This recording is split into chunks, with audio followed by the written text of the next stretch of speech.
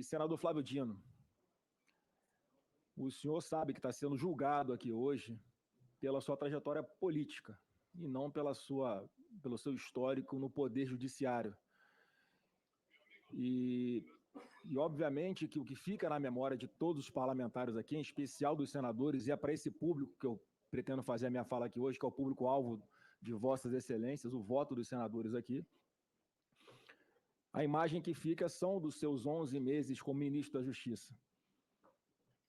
Em tom belicoso, às vezes em tom de deboche, quando esteve aqui nessa casa, tratando parlamentares com desdém. Eu próprio tive essa má oportunidade de, quando o senhor esteve aqui na Comissão de Segurança Pública, em que eu tratava de um assunto sério, a DPF 635, que foi juizada pelo partido de Vossa Excelência, o PSB, que infelizmente, desde 2019, quando foi impetrada, e logo na sequência, em função da pandemia, uma decisão foi tomada pelo ministro Fachin, que inviabilizou o trabalho das polícias. Hoje o Rio de Janeiro, ele virou grande bunker de criminosos do Brasil inteiro. Aqui é a reportagem de julho desse ano, quase 400 bandidos de outros estados foram presos no Rio de Janeiro, só nos primeiros 7 meses de 2022. Porque, obviamente, a consequência prática de uma decisão como essa foi trazer segurança aos criminosos para que pudessem ficar no Rio de Janeiro se sentindo protegidos. E naquele momento também alertei Vossa Excelência da minha preocupação com algo que só tem no Rio de Janeiro por enquanto, que são as narcomilícias. Traficantes se alinhando a milicianos, um poder paralelo inadmissível. E eu gostaria de verdade de ter ouvido naquele momento do ministro da Justiça e Segurança Pública uma resposta que levasse algum alento para os cariocas e fluminenses que estão sofrendo muito por isso. E o senhor, lamentavelmente, me respondeu fazendo uma espécie de sinalização de que eu teria algum envolvimento com milícia, o que é uma grande fake news. Eu desafio qualquer autoridade pública nesse Brasil a encontrar o nome Bolsonaro em uma investigação que exista, em qualquer lugar, em qualquer instância, nos últimos 523 anos, em que aparece Bolsonaro tendo envolvimento com milícia, sendo citado em escutas, de qualquer outra forma. Uma grande fake news e que deu grande repercussão em redes sociais, infelizmente. O senhor já se dirigiu ao presidente Jair Bolsonaro com os mais absurdos adjetivos: serial killer, genocida, num contexto de combate à pandemia, uma doença nova que pegou todo mundo de surpresa, e o governo fazendo o que podia para evitar mortes. Foi a maior transferência de recursos públicos da União para estados e municípios da história do Brasil para combater a pandemia. Não faltou vacina para ninguém que quis se vacinar nesse país. Para ninguém. Todos que quiseram se vacinar tiveram a vacina comprada pelo governo Bolsonaro. E muita coisa que era tratada como fake news na época, hoje, a ciência já mostra que o Bolsonaro tinha razão. Até os remédios, que é proibido falar o nome, hoje, cientificamente, já se sabe que tem mais eficácia, inclusive, do que algumas vacinas. Mas virou assunto proibido, dependendo de quem fala, é censurado. Não se pode debater mais nada nesse país, né, que você rapidamente é rotulado de alguma coisa. Isso também deu grande repercussão em redes sociais. E o senhor já defendeu o controle de mídias sociais. Do faroeste digital que nós vimos, a expressão que o senhor usou, e que pode até ter razão.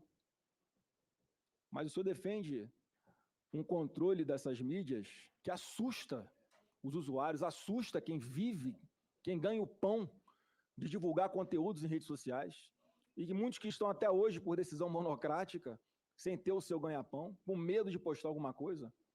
O sintoma de que a democracia não está numa situação de normalidade, senador Flávio Dino, é parlamentares que têm que medir as palavras numa tribuna do Senado, da tribuna da Câmara dos Deputados, por receio de virarem réus, por receio de serem caçados, por receio de serem presos, como aconteceu com Daniel Silveira.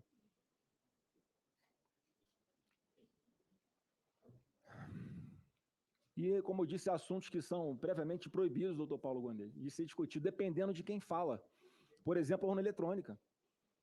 Que o presidente Bolsonaro sempre defendeu que houvesse mais segurança, mais transparência, e que se não fosse a ingerência do então presidente do TSE, ministro do Supremo Tribunal Federal, aqui nessa casa, senador Davi, nós teríamos aprovado a PEC que garantia o comprovante impresso ao lado da urna eletrônica, e hoje o Brasil não tinha nenhum cidadão questionou o resultado das eleições.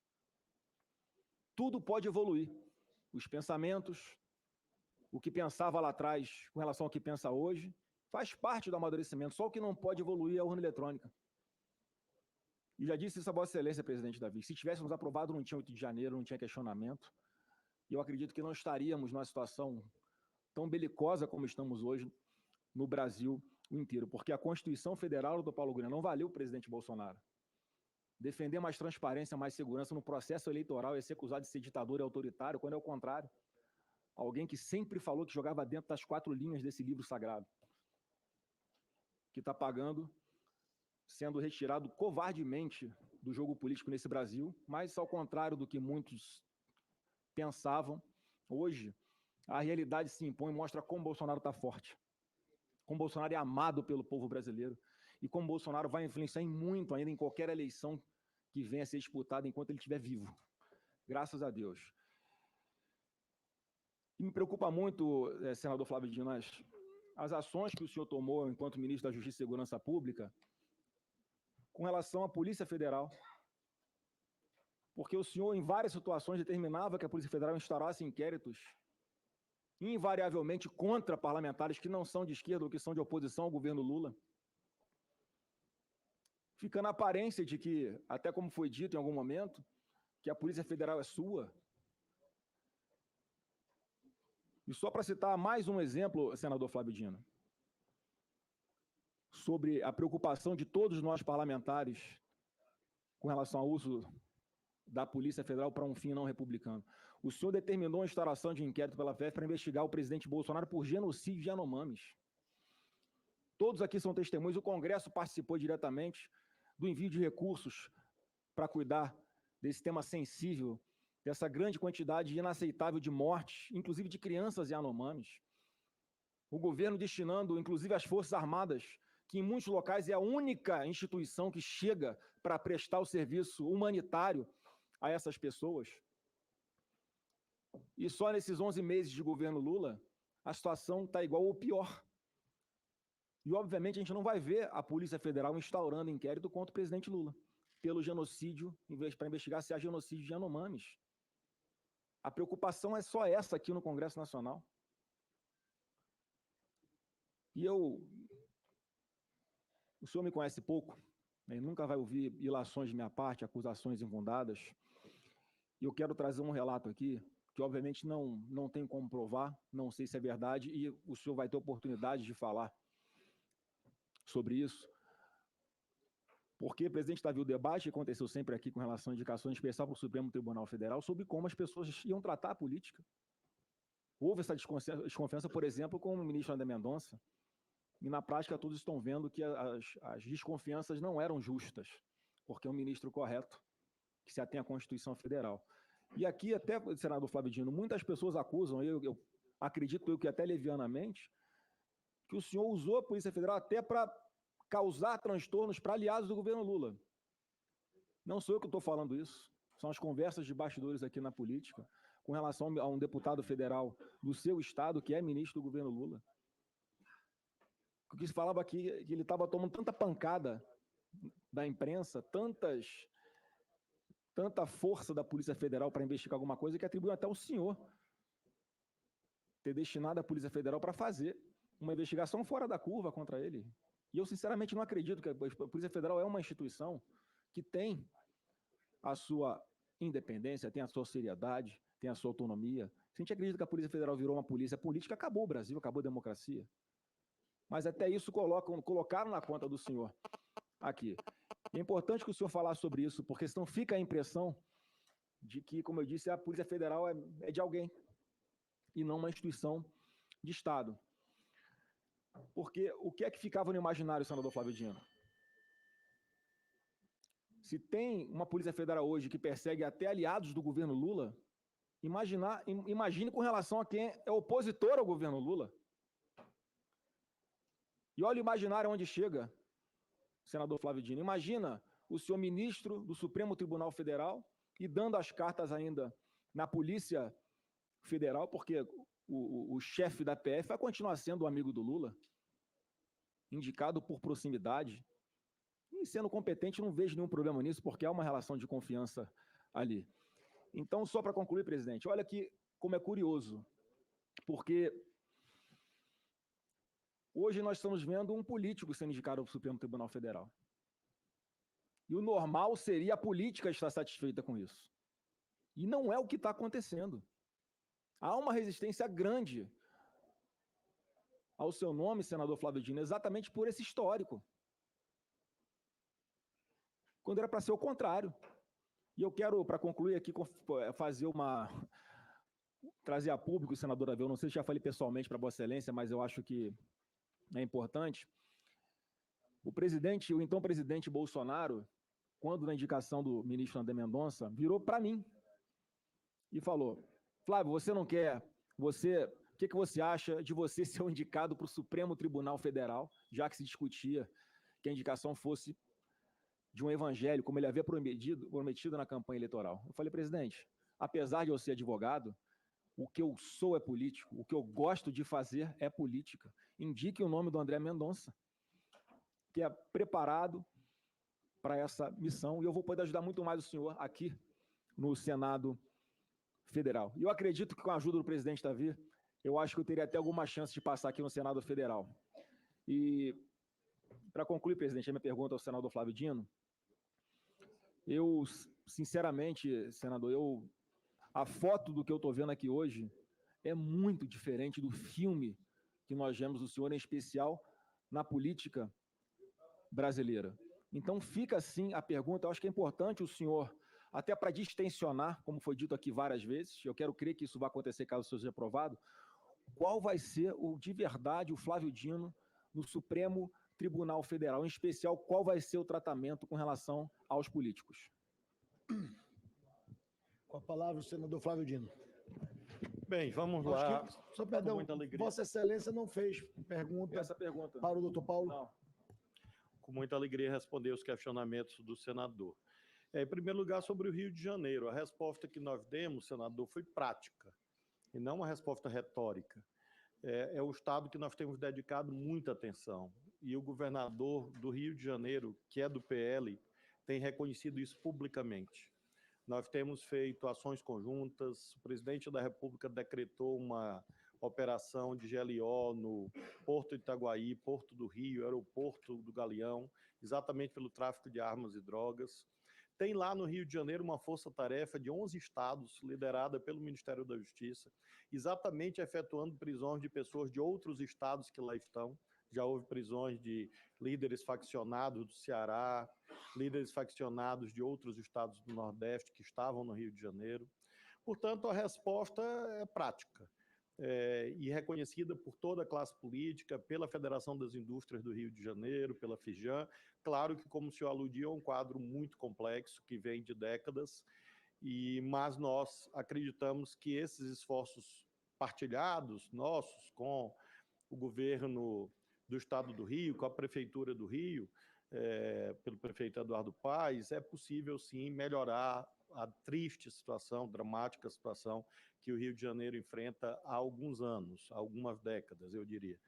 E eu, claro que tenho muita solidariedade, não posso, doravante, se for aprovado no Senado, liderar nenhum trabalho desse tipo, mas sempre solidário, como temos feito na prática agora, com a presença da Polícia Federal, operações integradas, GIS, apreensões recorde de armas, a apreensão de armas da Baixada Fluminense, mais de 1.000 armas, quase 2.000 armas foram apreendidas numa só operação.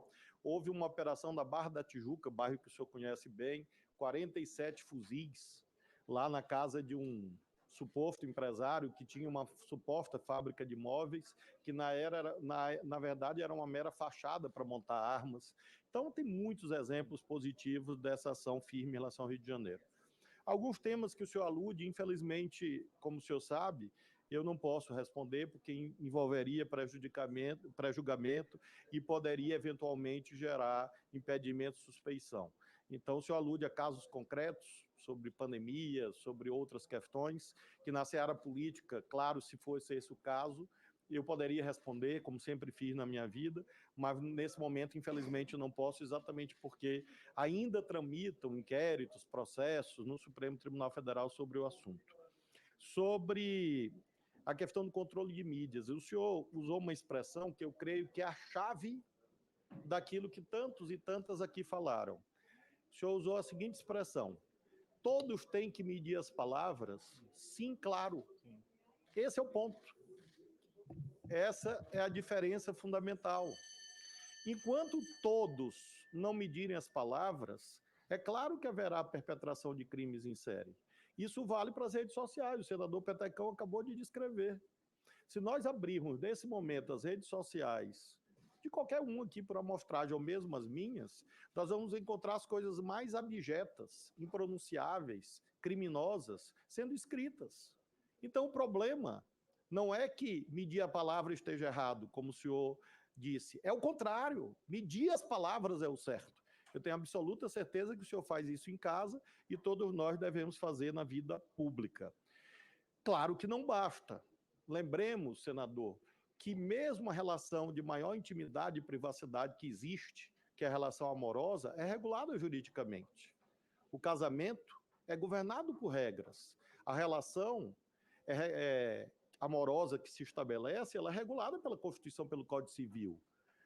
A relação de pai e filho é regulada por leis. O senhor não pode fazer o que quiser em relação aos seus filhos. Ora, se todos os âmbitos da vida humana têm regulação, onde está escrito que só a internet não pode ter? De onde emergiu essa mitificação, a não ser dos interesses eventualmente empresariais que não interessam ao debate jurídico? Nós temos uma lei que regula a internet, parece que é algo atípico que eu estou falando, não. Esse Congresso, este aqui, aprovou o Marco Civil da internet. E o senhor vai no artigo 19 e vai no artigo 21, o senhor vai encontrar regulações. No caso do artigo 19, quase inexistentes. No 21, mais rigorosas. Se o senhor abrir a sua linha do tempo, a sua timeline aí, muito dificilmente o senhor vai encontrar cenas de nudez não consentida. Por quê? Porque há o artigo 21 do Marco Civil da internet e há uma moderação ativa de conteúdo das empresas. Se o senhor fizer uma pesquisa sobre compra de terno ou de sapato, o senhor vai receber durante semanas propaganda de terno e de sapato. Por quê? Porque as plataformas não são neutras. Ao contrário do que no artigo 19 do Marco Civil da internet está escrito, e muitos acreditavam em 2014. Na verdade, as plataformas se transformaram em curadorias de conteúdo. Ora, se você tem uma atividade empresarial qualquer destinada ao lucro, qual que não é regulada? Se alguém estabelece um comércio num shopping, tem regulação. Se alguém abre uma farmácia, tem regulação. Uma indústria também tem. Então, é realmente um debate de vanguarda. E veja, considero que é o debate jurídico mais importante do século XXI. Porque nós estamos no limiar do perecimento das condições de se realizar eleições, com o abuso da inteligência artificial. Todas as senhoras e os senhores sabem disso. E não vai haver regras? Imaginemos a inteligência artificial servindo, como hoje há nas plataformas, a incitação de crimes. Eu vi, senador, eu vi incitação de suicídio de jovens.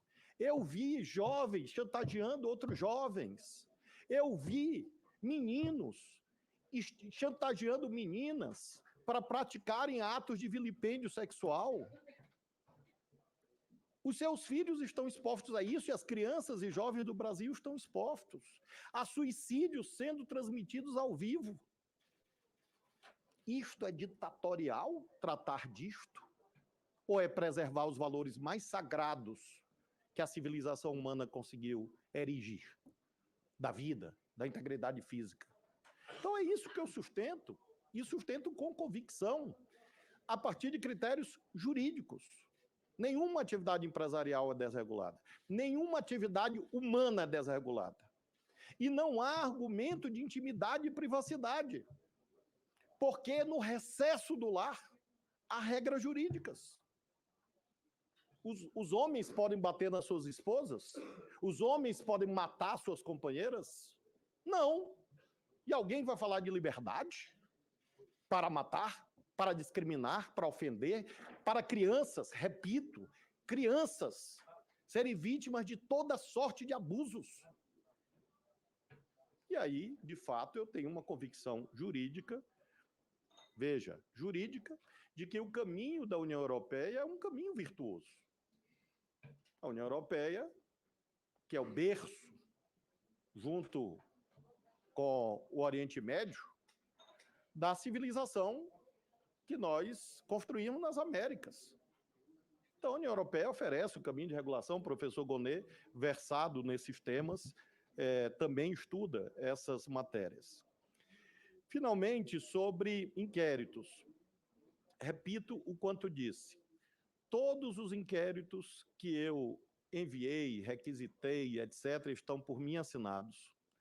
Todos estão lastreados no artigo 145, parágrafo único do Código Penal e na Lei 10.446 de 2002. Eu jamais aludi a pessoas, e sim a fatos. Não existe inquérito para investigar pessoas. Existe inquérito para investigar fatos. Então, jamais eu antecipei juízos de valor. Apenas encaminhei fatos. E lembro que os inquéritos não tramitam no Ministério da Justiça. Eles tramitam numa das polícias mais reconhecidas no mundo, que é a Polícia Federal do Brasil. E tramitam perante o Ministério Público e o Poder Judiciário. E eu quero aqui homenagear, sim, toda a equipe da Polícia Federal, liderada pelo Dr. Andrei, pelos delegados, agentes, que tem feito um trabalho notável em relação a esses assuntos. E afirmo ao senhor, jamais a Polícia Federal foi por mim usada para fins políticos, a não ser aquilo que a lei manda. E se eu não tivesse feito, aí que eu estaria cometendo um crime de prevaricação. Se você tem um indício de um crime, você tem que encaminhar a autoridade competente, e foi isso que eu fiz. Em relação, claro, ao papel de ministro do Supremo Tribunal Federal, é óbvio que é diferente. E quero, portanto, afirmar cabalmente que é falso, absolutamente falsa, a ideia que existem duas pessoas aqui. Não existe só uma, na sua integralidade, com a sua história e com a sua trajetória. Agora, esta pessoa tem a maturidade para entender que quando você está no debate político, você atua de uma forma. Quando você está numa missa, que eu frequento, você atua de outra forma. Quando você está na praia, você atua de outra forma. Quando você está batendo pênalti, que eu faço com precisão, você atua de outra maneira. Ou seja, em cada papel, você atua de uma forma. E isto não significa ter 2, 3, 4 ou 5 caras. Isso significa você ter a inteligência, inclusive emocional, de compreender que são lugares diferentes. E, portanto, eu afirmo ao senhor, esse que está aqui olhando para o senhor, com a mesma tranquilidade, a mesma serenidade, com a mesma limpidão, com a mesma limpidez, transparência que eu sempre tive, é aquele que, se merecer a aprovação do Senado, lá estará. Agora estará de outra forma. Estará de outra forma. E se tiver a honra de ser contratado pelo Botafogo, eu garanto também acertar os pênaltis ano que vem. Réplica, senador Flávio Bolsonaro. Eu, sinceramente, espero que a inteligência emocional, caso o senhor seja aprovado, que o senhor está tendo aqui hoje, vai ser no Supremo Tribunal Federal. Porque se for a inteligência emocional que nós vimos aqui enquanto político, eu tenho minhas grandes preocupações. Só um breve comentário. Eu acho que a premissa está errada, senador Flávio Dino, até na fala do senhor mostra isso. Porque o que a gente tem que perseguir são os criminosos, não são os instrumentos. Se alguém usa a internet para cometer um crime, para incentivar suicídio, para cometer qualquer crime que seja, a impunidade é que é o grande problema. As pessoas ficam impunes. As pessoas têm que ser investigadas e punidas na sua proporção. Não é a internet que faz isso, são pessoas que fazem isso.